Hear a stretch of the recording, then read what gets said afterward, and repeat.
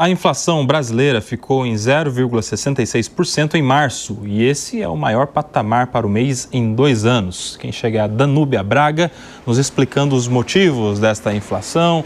Danúbia, bem-vinda, boa tarde. Isso tem a ver diretamente com a alta do preço dos alimentos? Qual é a ligação? Bem-vinda.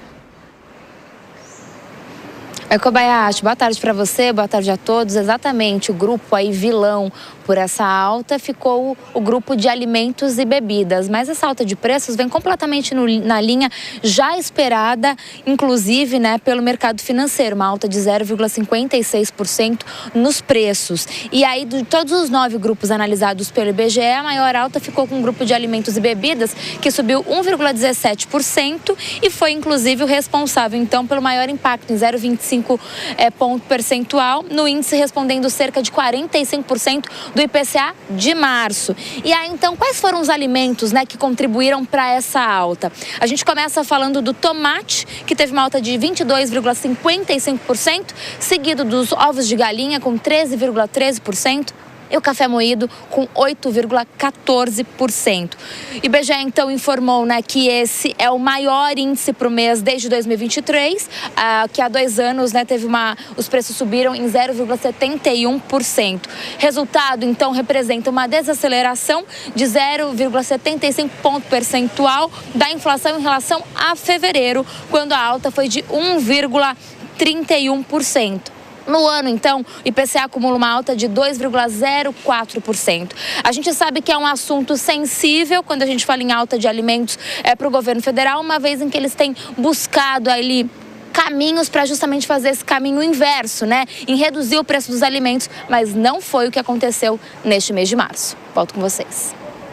Muito obrigado, Danúbia Braga, trazendo todos os detalhes da explicação dos motivos desta alta aí na inflação para esse mês de março. Obrigado, Danúbia. Já quero render. E aí, Segré, explica pra gente. Alta do preço dos alimentos. O que eu quero saber, na verdade, é: vai ficar barato? Vou conseguir comprar café mais barato, ovo mais barato, as coisas que estão caras na minha compra? Porque esse número aí me desanima.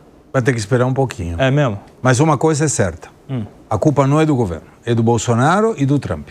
Certo. Com certeza. Se a gente escutar alguém, vai falar, não, a culpa é do Bolsonaro e do Trump. Mas olha que curioso. Em setembro de 2024, a alta de alimentos e bebidas foi 0,5. Quando a gente faz o cálculo para outubro de 2024, 1,06. Mas esses valores não são como se fosse na colocação de juros simples, não é 0,50, 1,06. Aí teve a maior, novembro de 2024, 1,55. Depois, em dezembro de 2024, 1,18. E esse agora, o terceiro nos últimos meses mais alto. O problema é que quando você calcula, dava 10, 100, vamos lá, 100. 1%, 101. Quando você calcula do mês seguinte, não é sobre 100, é sobre 101.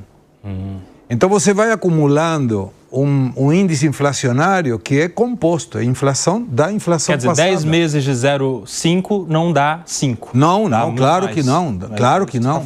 Então isso replica muito no bolso do consumidor.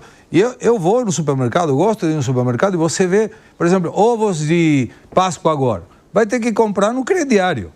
R$100 um ovo de Páscoa. Tem muita gente que não vai conseguir comprar um ovo de Páscoa. E eu lembro que quando tem inflações elevadas, se distorce muito a questão, inclusive, do consumo. Eu vivenciei na Argentina com uma alta que não tem comparação com essa, devemos ser justos, não é a mesma coisa. Inflação muito elevada, em que você ia no supermercado e comprava 1 ou 2 fatias de presunto ou de queijo, um absurdo. Ou comprava o panetone através de uma fatia. Era uma coisa muito degradante para qualquer consumidor. Mas é importante entender o que provoca a inflação. Quando a gente fala de inflação, teoricamente a culpa é do empresário. Fala, o empresário que aumenta os preços e tal. Se dão 3 até 4 inflações diferentes, mas um é por aumento na demanda. Quando o governo injeta dinheiro, isso provoca um aumento na demanda. A pessoa tem mais dinheiro e quer gastar. A outra é por um aumento do custo dos insumos que são utilizados para fabricar um produto ou a prestação de um serviço. O terceiro é por uma questão de infraestrutura. Lembrando, por exemplo, um exemplo muito recente do Brasil, as enchentes do Rio Grande do Sul. E tem o outro, que é o pior de todos, que é a inflação projetada. Ou seja, eu me antecipo. Se denomina economicamente inflação inercial. Como eu sei que daqui a um mês vou comprar com 1% mais alto que estou comprando agora, eu me antecipo e já coloco a inflação futura. Isso é um problema, porque esse espiral inflacionário só vai aumentando. O que o governo deve fazer? Conter a base monetária. Quando você contém a base monetária, breca a quantidade de dinheiro e aí restringe a inflação. Então, para entender, a inflação que você e eu e todos nós padecemos é consequência. O que é a base é a expansão monetária. E você, Fábio Piperno, que explica sobre isso? Bom, tem muitos fatores, né? Primeiro que a inflação, né? Um aumento, enfim, continuado de preço e tal, ela é aqui no caso do Brasil, você tem uma série de causas. Então, por exemplo, nesses últimos tempos, a grande vilã tem sido a inflação de alimentos. Então, vamos tentar vamos mostrar para as pessoas algumas coisas que acontecem em relação a esse aumento generalizado de preço ou não. Você pega, por exemplo, tarifas de ônibus na cidade de São Paulo.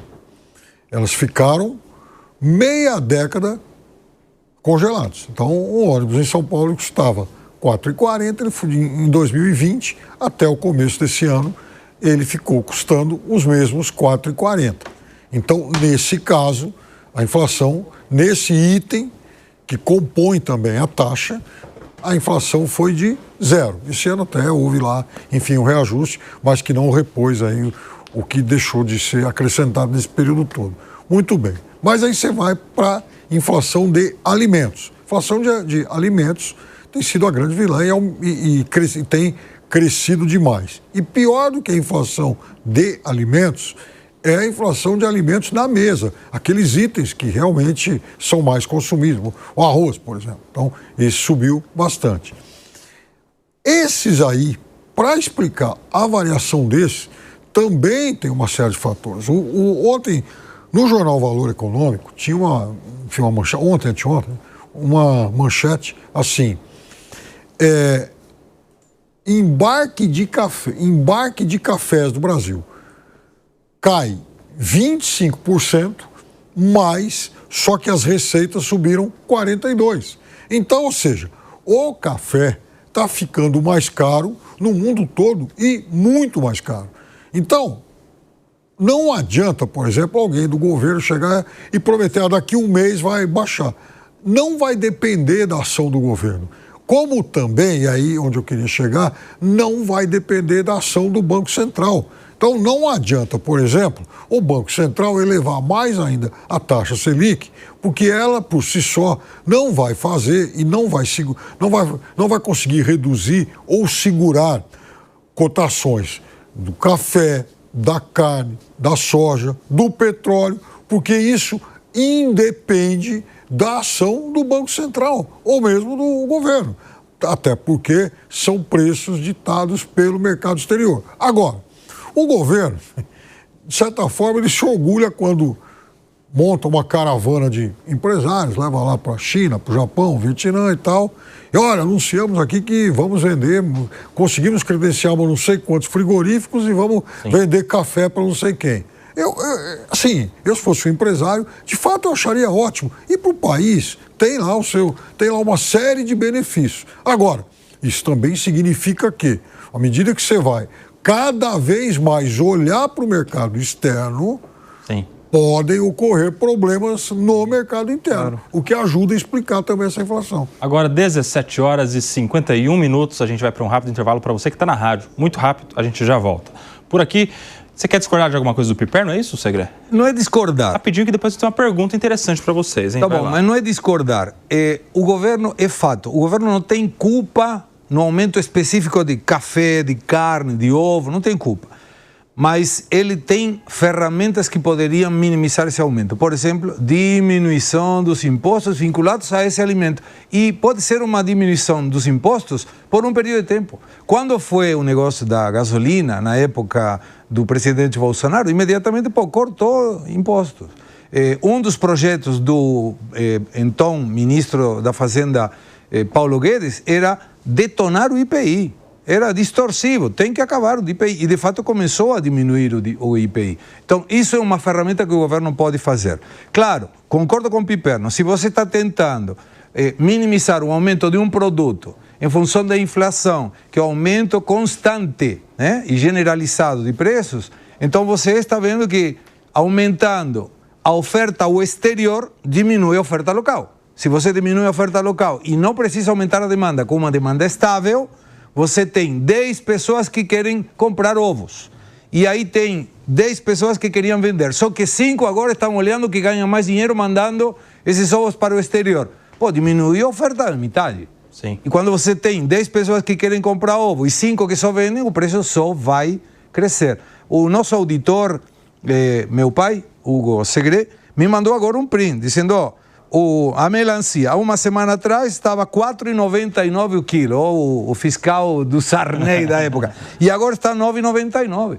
Eita. Tem quase 100% de aumento em uma semana. Tá, pode ser estacional, mas não adianta explicar em todo mundo está aumentando o produto, porque... Não, eu quero saber o que acontece com o meu bolso. E se eu preciso de mais dinheiro para comprar a mesma coisa, eu vou xingar quem seja. Quem está primeiro nesse xingamento? O governo. Olha só, eu tenho uma pergunta para vocês interessante, porque nessa semana eu vi algumas análises de economistas dizendo o seguinte: a guerra tarifária, ela pode aumentar ainda mais o preço dos alimentos no Brasil. Isso vai fazer com que os preços dos alimentos se tornem ainda mais caros, justamente por conta de uma alta do dólar. E aí eu tentei entender por que vai ficar mais caro. E a explicação que me veio, Segre, quero a sua opinião e a do Piperno também, é o seguinte: diante da insegurança, quem tem dólar segura. Quem tem dólar não investe nos Estados Unidos, principalmente daí porque a queda da Bolsa. E aí, diante do dólar em pouco mais de escassez, há um aumento do preço do dólar, porque é mais difícil de acessar. O aumento do preço do dólar aumenta tudo que os produtores rurais aqui precisam de importar, como, por exemplo, os agrotóxicos, fertilizantes, aquilo tudo que eles precisam trazer de fora, enfim, além, é claro, do combustível, do transporte, isso tudo. Vocês acham também que essa guerra tarifária vai aumentar o preço do dólar e, por consequência, aumentar o preço dos alimentos? Precisamos nos preocupar? E aí? O dólar é um bem transável, seguia pela oferta e a procura, salvo em países como a China, em que o governo determina: vou desvalorizar a moeda, o yuan, e vou colocar o preço que quiser. Se hoje você tem um dólar a 6, para dar um número, valor redondo, estava a 5,70, a desvalorização do real foi de 6%. Se você tiver uma taxação do produto brasileiro nos Estados Unidos de 10%, então você tem 10% que o americano pagará mais para comprar um produto brasileiro. Porém, se você avalia como exportador que o que você vai receber seria em reais, eu poderia estar vendendo em dólares o mesmo produto que na semana passada estava vendendo a 100 com 6% de desconto. Porque em reais eu vou ganhar a mesma coisa, com um dólar de 5,70, com um valor de 100, ou um dólar de 6 com um valor de 94, números redondos. Então, não deveria impactar. Onde se impacta é na importação de produtos se o Brasil não é suficiente para abastecer a demanda local, ou insumos. E aí vem outra ponderação. Conheço muito bem um projeto para trazer fertilizantes biológicos da Itália. A empresa, há mais de um ano, não consegue autorização do Ministério da Agricultura porque não tem histórico de importação desse produto. Poderia haver um produto melhor, mais barato, que incide nos custos do agropecuarista e que por uma burocracia não está sendo liberado.